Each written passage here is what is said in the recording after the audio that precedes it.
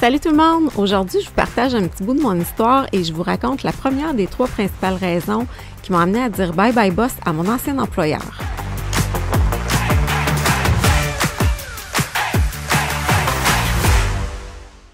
Hello, hello! Très contente de vous retrouver pour ce nouvel épisode. Pour l'épisode d'aujourd'hui, j'ai eu envie de venir vous jaser concernant les raisons pour lesquelles j'ai quitté mon emploi définitivement après 25 ans passés avec mon ancien employeur. Plusieurs personnes, c'est-à-dire, m'ont posé des questions par rapport à ce sujet-là. Puis j'ai pensé que de venir vous partager de l'information là-dessus, sur mes motifs à moi, bien, que ça pourrait être bénéfique pour ceux et celles qui s'interrogent présentement. Parce qu'à chaque fois, en fait, que j'en parlais, j'étais toujours étonnée de constater que même les personnes qui songeaient pas nécessairement à quitter leur emploi, ça venait aussi beaucoup les chercher. Parce que les raisons que je mentionnais, souvent, bien, les personnes se sentaient elles-mêmes concernées, dans le sens que elles aussi, ça leur arrivait de s'interroger à propos des mêmes raisons, à propos des mêmes facteurs. Ça éveillait certaines émotions, certaines choses en eux. Fait que, bref, je pense que c'est pertinent de partager à ce sujet-là. J'ai mentionné dans les épisodes précédents que j'avais pris la décision de quitter mon emploi parce que j'étais rendue profondément malheureuse.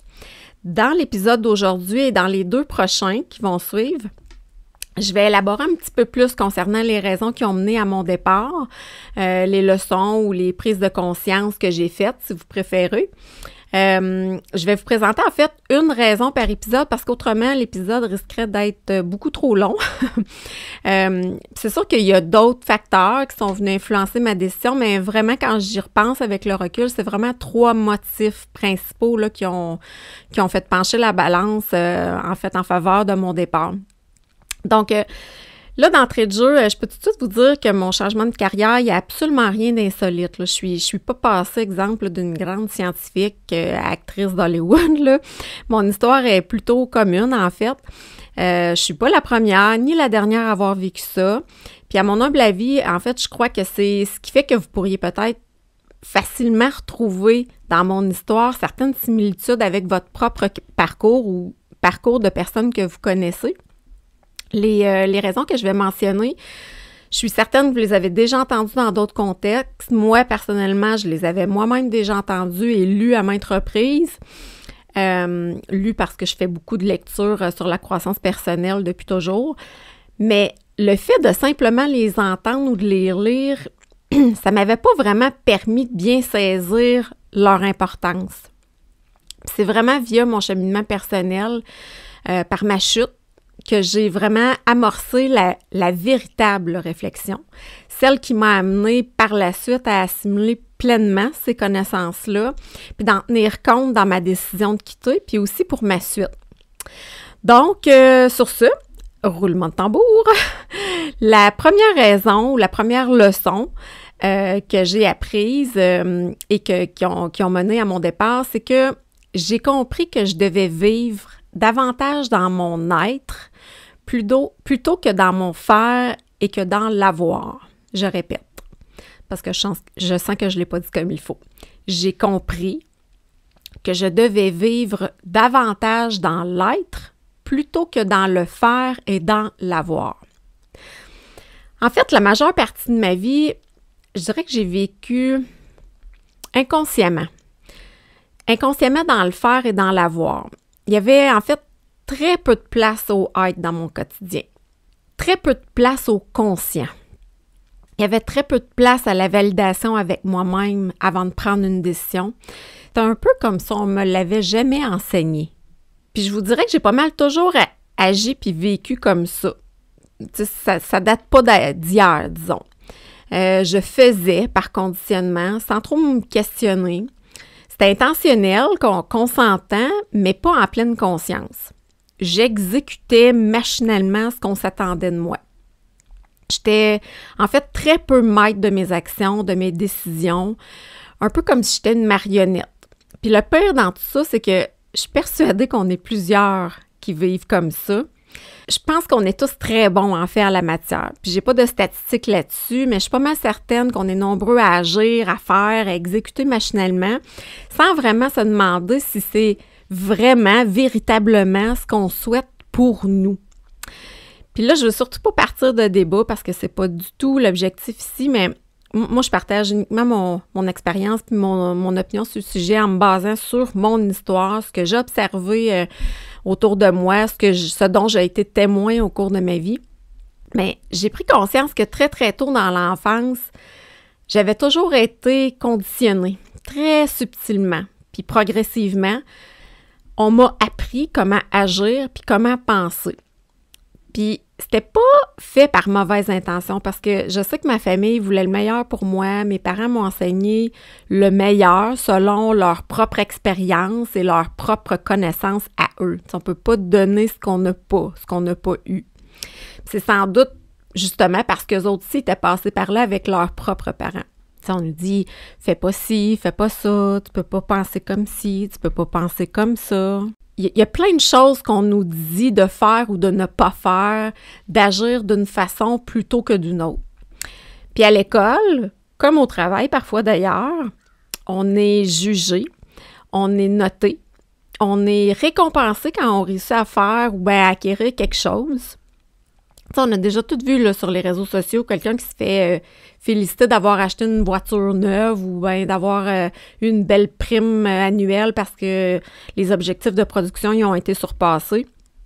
Puis là, tu sais, comprenez-moi bien, là, je suis pas en train de dire que c'est mal puis qu'il faut arrêter d'offrir des bourses puis de souligner le fait qu'une personne a acquis quelque chose de matériel que d'autres n'ont pas. Là, c'est pas ça du tout. Mais où je trouve qu'on l'a échappé, c'est dans l'équilibre. Parce que quand les bravos puis les félicitations affluent là, systématiquement à chaque fois qu'on pose un geste qui met en valeur ce qu'on a fait puis ce qu'on a, bien, ça peut créer une certaine confusion. La tendance à louanger le faire puis l'avoir aux dépens du être, ça finit par créer, comment je dirais bien ça, une sorte d'illusion de satisfaction. Puis le problème, c'est que ce type de satisfaction-là, ça reste une satisfaction de surface. Ça fait juste donner une fausse impression de réussite, puis tu as un petit sentiment de bonheur qui vient avec ça, mais qui est très, très, très momentané, c'est-à-dire qu'il ne perdure jamais bien, bien longtemps dans le temps, ce bonheur-là. Dans les sports, entre autres, je vais donner un exemple général. Là, mettons, on pense à un jeune qui remporte un tournoi de hockey.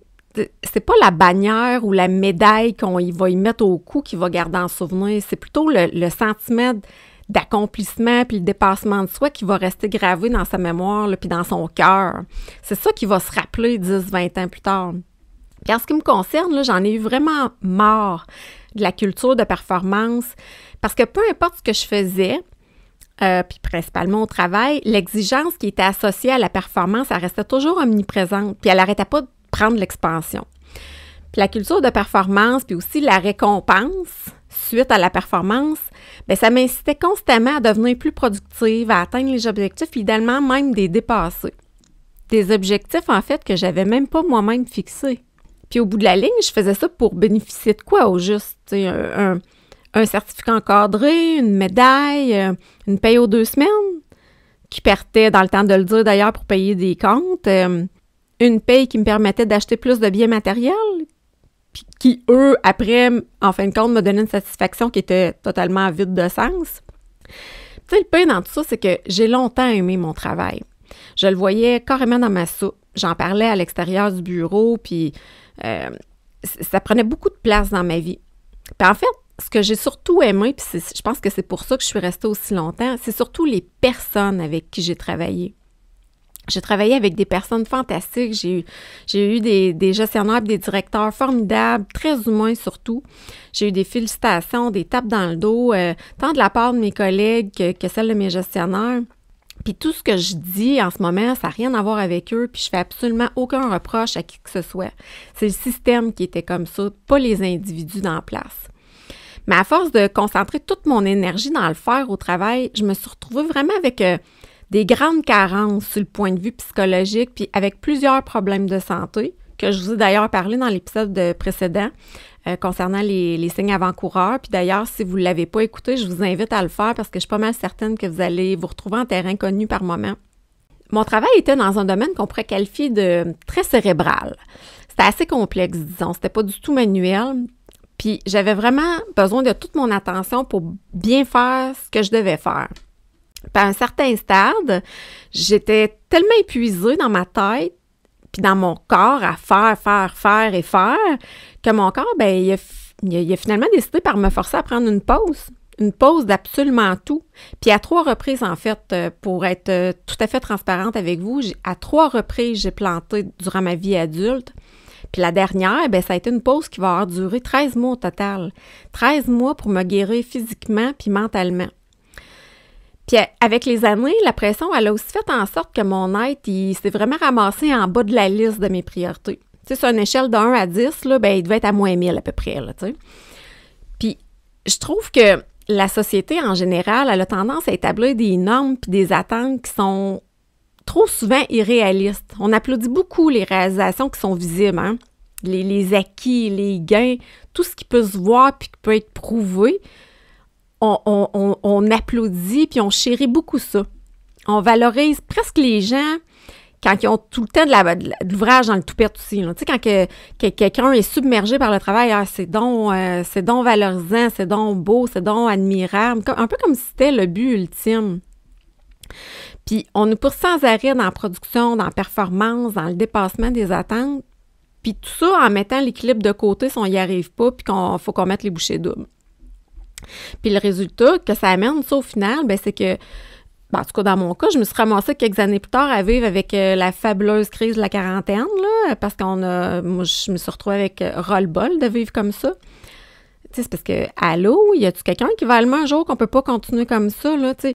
Je le sais, je suis pas médecin. Mais je pense que la crise de la quarantaine, c'est pas juste une affaire de montagne russe d'hormones, cette affaire-là. Pour moi, en tout cas, là, ça a été plutôt un écœurantite aigu du vide de sens. Puis c'était surtout pas uniquement en prenant des hormones puis la fameuse pilule du bonheur là, que tout s'est replacé comme par enchantement. Non. Ça m'a pris un travail de fond vraiment beaucoup plus mature, plus profond que ça. Ça a pris vraiment un engagement réel avec moi-même. Ça a nécessité que je revoie mes priorités puis ce qui comptait vraiment pour moi. Puis avec le recul, je peux aujourd'hui constater que à force de vivre l'imposition de normes et de qualité, des standards de production, des échéanciers serrés, puis jour après jour, sans relâche, pendant plusieurs années, bien, ça a fini par se transposer dans ma vie personnelle puis par déteindre sur mes propres standards de vie. Je considère aussi que j'ai vécu beaucoup trop rapidement, à fast forward même. Puis je voulais tout de suite, maintenant, pour hier même. C'est pas vrai qu'à lui seul, mon travail a scrappé ma santé. Là. Moi, j'assume l'entière responsabilité de toutes mes décisions. C'est moi et moi seule qui ai décidé de travailler à cet endroit-là pendant aussi longtemps. C'est juste qu'à un moment donné, bien, j'ai compris qu'il fallait que je ralentisse pour vivre à ma propre cadence. Au pace du bonheur, comme j'aime dire.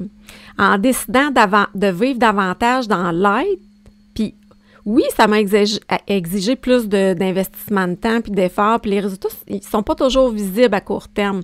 Mais à force de vivre à 400 000 à l'heure, 24/7, je me suis ramassée épuisée avec un sentiment d'insatisfaction immense puis un vide profond à l'intérieur de moi. Puis ça, là, c'était hors de question que ça se poursuive. C'était fini la lourdeur, fini le stress démesuré, fini les pertes d'énergie inutiles, les jouets fabriqués, simulés, puis toutes les émotions artificielles là, qui sont éphémères puis illusoires. Là, j'en voulais plus de ça. Puis je peux affirmer aujourd'hui que je suis beaucoup plus légère. Depuis que j'ai ralenti le rythme, je me suis rapprochée vraiment là, comme jamais avant de qui je suis vraiment. Puis je me suis rapprochée de mon être à moi surtout. J'ai fait la rencontre de moi-même dans ma quarantaine. Puis comment que j'ai fait ça concrètement? Ben, c'est pas compliqué, c'est en prenant des décisions puis en intégrant des petites habitudes toutes simples dans mon quotidien avec un seul dénominateur commun. C'est que toutes mes décisions puis mes petites habitudes, il faut absolument qu'elles soient en accord avec mon petit consultant interne, ma petite voix, si vous préférez. Ça doit être un oui sans équivoque, en dedans. Quand je m'interroge, est-ce que je fais quelque chose ou je le fais pas, il faut que ça soit un oui sans aucun doute. Il faut que ce soit un oui sans équivoque. Puis ça, c'est professionnellement puis aussi personnellement. Mes décisions puis mes habitudes de vie, il faut qu'elles me procurent de l'énergie. Je sais très bien qu'on ne vit pas dans un monde de licorne qui est juste rempli d'émotions positives puis intenses 24/7, mais je dois me sentir vivante, je dois me sentir alignée, groundée à moi-même. Puis maintenant, je vais beaucoup mieux, très bien même en fait. Puis est-ce que c'est toujours parfait? Absolument pas. Est-ce que je regrette de m'être choisie, d'avoir choisi mon être? Pas une seule seconde. Vraiment, là, pas une seule seconde, j'ai ressenti du regret ou du doute par rapport à cette décision-là parce que ma décision, elle partait de moi. Parce que je me suis adressée d'abord à moi-même et seulement à moi-même pour la prendre, puis pour tout enlever les doutes puis les peurs que j'avais. Mais je sais pertinemment que si je retombais dans mes vieux patterns du faire puis de l'avoir aux dépens de mon être, ben je risquerais de retomber à la case zéro illico presto. Puis ça, ben je veux pas ça, ni pour moi, ni pour mes enfants. Puis pourquoi je dis mes enfants, vous allez peut-être vous demander, ben c'est pas compliqué, hein? C'est pour ceux qui ont des enfants, vous le savez, les enfants font qu'est-ce qu'on fait, pas qu'est-ce qu'on dit. Fait que moi, il fallait que je m'assure que mes bottines suivent mes babines. Ma famille, là, m'a vu planter. Puis d'aplomb à part ça. Puis la beauté dans tout ça, c'est qu'elle m'a aussi vu me relever. Mon entourage aussi, d'ailleurs, m'a vu me relever. Parce que ça paraît, hein, physiquement, quand on est aligné avec soi-même. Tu sais, moi, c'est drôle parce qu'il y a beaucoup de gens qui me connaissaient avant que je tombe malade, puis que j'ai croisé par le sud, qui m'ont dit qu'ils voyaient une étincelle dans mes yeux, qui n'était pas là avant, qui était partie. Tu sais, c'est fou, pareil, quand on y pense. Quand on va mal, ça paraît physiquement. Si vous vous sentez mal là, depuis un bout, que vous passez un moment difficile en ce moment, là, jetez un petit coup d'œil pour le fun à vos photos. Regardez votre avant, puis regardez votre après. Vous allez vraiment faire le saut à quel point ça parle. Quand on dit une image vaut 1000 mots, là, c'est tout à fait vrai dans ce cas-là. Donc, voilà, c'est vraiment la première raison pour laquelle j'ai décidé de quitter mon emploi. J'ai réalisé que mon emploi contribuait grandement au déséquilibre entre mon faire, mon avoir, puis mon être. Puis malheureusement, dans mon cas, l'organisation pour laquelle je travaillais était beaucoup trop grande pour que je puisse changer quoi que ce soit pour rétablir mon équilibre à moi. Et même si j'occupe plus cet emploi-là aujourd'hui, je me suis quand même fait la promesse d'appliquer cette leçon-là dans ma vie, de m'auto-observer le plus régulièrement possible, de réajuster le tir quand c'est nécessaire, puis d'user mon jugement puis mon pouvoir de décision sur ce que je peux contrôler aussi. Si le cœur vous en dit, je vous invite à faire la même chose. En fait, dans le podcast, j'aborde principalement la thématique du travail, mais vous serez sûrement d'accord avec moi pour dire que ça s'applique dans n'importe quelle sphère de la vie. Donc, je vous invite à prendre un moment pour réfléchir à votre faire, réfléchissez à votre faire, votre avoir, puis surtout votre être au travail. Prenez vraiment un moment là, pour vous observer avec bienveillance envers vous-même, puis sans jugement surtout. Tu sais, un peu comme si vous le faisiez avec votre enfant ou avec votre meilleur ami. Puis l'objectif, c'est vraiment pas de s'autocritiquer négativement, c'est vraiment de faire un scan de soi-même pour voir les zones qui sont OK, puis celles qui ont besoin d'un peu plus d'amour. Posez-vous la question pour savoir si votre énergie vitale dans votre faire, votre avoir, puis votre être est relativement bien équilibrée ou si c'est plutôt mal réparti. Est-ce que ça circule bien, en d'autres mots, à l'intérieur de vous ou si vous vous retrouvez constamment coincé, on va dire, dans les ronds-points de votre faire puis de votre avoir? Est-ce que vos tâches dans votre profession vous font vraiment vibrer, vous font sentir la satisfaction? Est-ce qu'ils mettent à profit vos qualités, vos compétences? Puis surtout, quand vous évaluez votre journée de travail, combien de temps vous consacrez aux activités qui sont liées à votre faire, à votre avoir puis à votre être? Moi, dans mon cas, ça m'a beaucoup aidé à me poser ces questions-là parce que ça m'a permis de faire le point. Puis je suis convaincue que d'y réfléchir sérieusement, puis d'y répondre franchement, pas se compter de mentir, bien, ça pourrait vous donner une super de bonne idée de la façon que votre faire, votre avoir, puis votre être sont répartis en ce moment. Puis si vous notez un déséquilibre, bien, vous êtes maître de réajuster vos priorités. Essayez d'identifier ce que vous pourriez changer pour passer plus de temps dans les zones qui vous font sentir épanoui, énergisé. Passez plus de temps dans votre être. Moi, je pense qu'il est super important de planifier régulièrement des moments pour se ressourcer, pour faire des activités qui nous procurent du bien, de l'énergie, puis qui contribuent à maintenir un équilibre sain entre notre faire, notre avoir, puis notre être. Donc, d'ici le prochain épisode, je vous souhaite de prendre soin de vous, de votre être, puis surtout de faire le choix de vivre davantage dans votre être plutôt que dans le faire et dans l'avoir. Portez-vous bien tout le monde. À très bientôt.